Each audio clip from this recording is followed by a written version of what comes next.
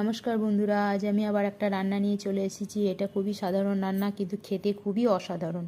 এটা ওল এখন বর্ষাকালে খুবই ভালো পাওয়া যায়। এটা ওল সেদ্ধ মাখা নয়, কিন্তু এটা একটু অন্যরকমভাবে করব। ওলটা প্রেসার কুকারে 2টো সিটি দিয়ে নিয়েছি, তারপর এটা তুলে নিলাম, দিয়ে এর মধ্যে 2 চামচ বেসন দিয়ে দিলাম।